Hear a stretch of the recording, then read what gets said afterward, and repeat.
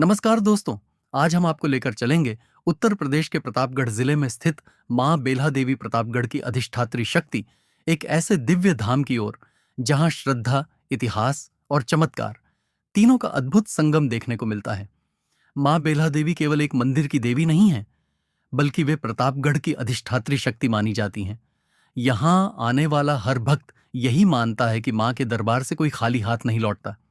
तो आइए आज जानते हैं मां बेल्हा देवी की कथा, उनका इतिहास, उनसे जुड़ी पौराणिक मान्यताएं, लोक कथाएं और वह रहस्य जो इस धाम को इतना विशेष बनाता है। शुरुआत होती है माता सती की कथा से।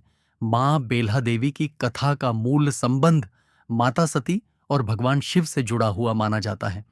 पौराणिक कथा के अनुसार राजा दक्ष प्रजापति, जो माता सती के पिता थे, ने एक विशाल यज्ञ का आयोजन किया। इस यज्ञ में सभी देवी देवताओं को आमंत्रित किया गया, लेकिन जानबूझकर भगवान शिव को निमंत्रण नहीं भेजा गया। माता सती ने जब यह सुना तो वे अपने पिता के घर जाने के लिए उत्सुक हुईं।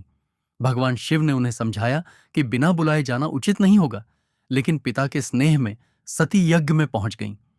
वहां पहुंचकर उन्होंने देखा कि उनके पति भगवान शिव का अपमान किया जा रहा है। राजा दक्ष ने शिवजी के प्रति कटु वचन कहे।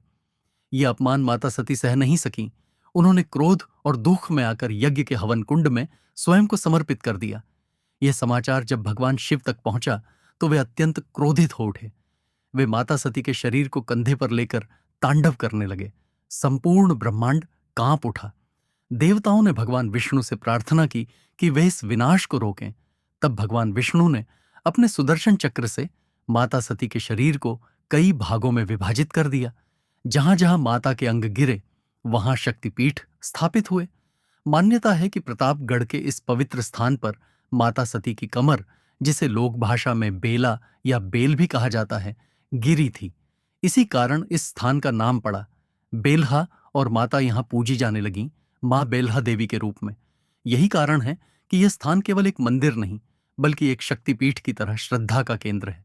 श्री राम का आगमन, मां बेल्हा देवी धाम की महिमा केवल शक्तिपीठ होने तक सीमित नहीं है। त्रेता युग से भी इस स्थान का गहरा संबंध माना जाता है। कहा जाता है कि जब भगवान श्री राम, माता सीता और लक्ष्मण के साथ वनवास के लिए अयोध्या से निकले, तब वे प्रतापगढ़ क्षेत्र से होकर गुजरे। सई नदी के तट पर स्थित इस स्थान पर उन्होंने विश्राम किया।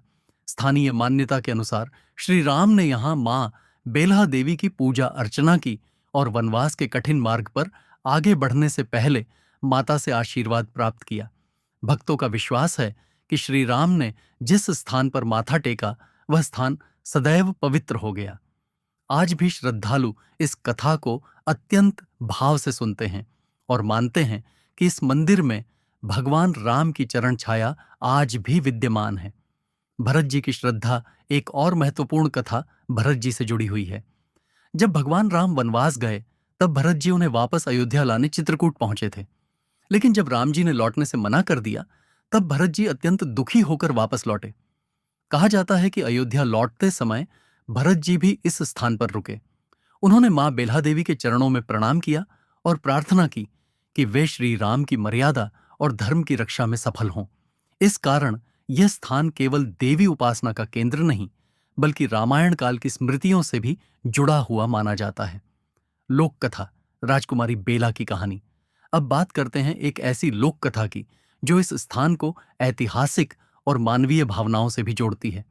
कहा जाता है कि महान योद्धा पृथ्वीराज चौहान की पुत्री का नाम बेला था। राजकुमारी बेला का विवाह इसी क्षेत्र में हुआ था। विवाह के बाद जब उनकी विदाई हो रही थी, तभी दुर्भाग्यवश उनके पति की मृत्यु हो गई। यह दुख राजकुमारी सह नहीं सकी। कहते हैं कि उन्होंने सई नदी में कूदकर अपने प्राण त्याग दिए।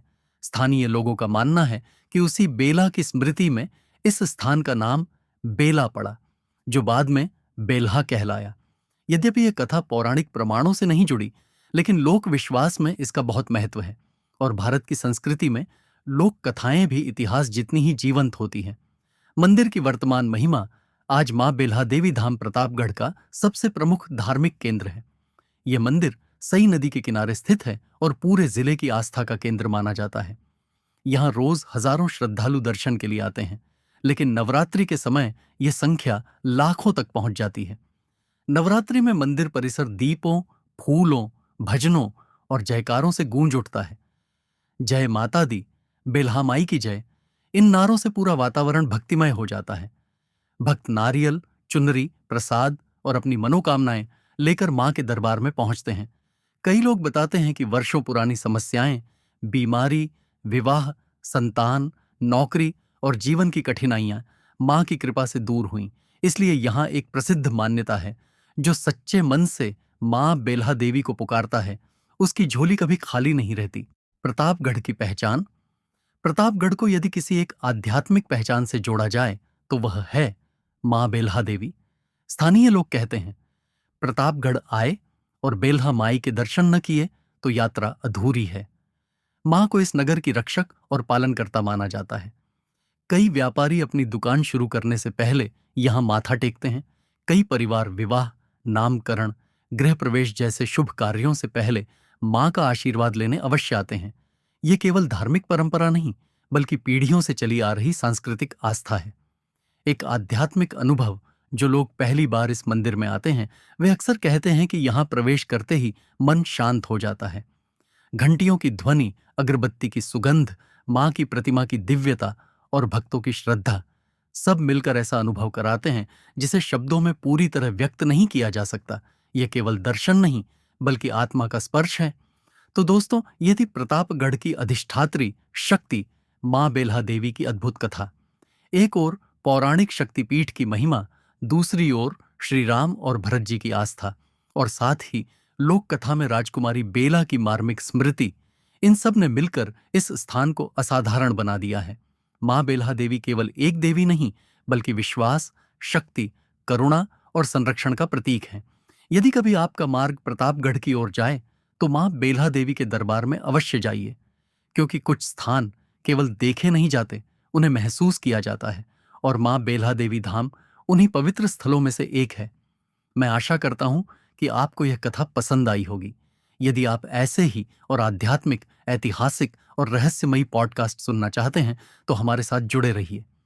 मैं फिर मिलूंगा एक नई कथा, एक नए धाम और एक नई दिव्य यात्रा के साथ। तब तक के लिए जय माता दी, बेल्हा माई की जय।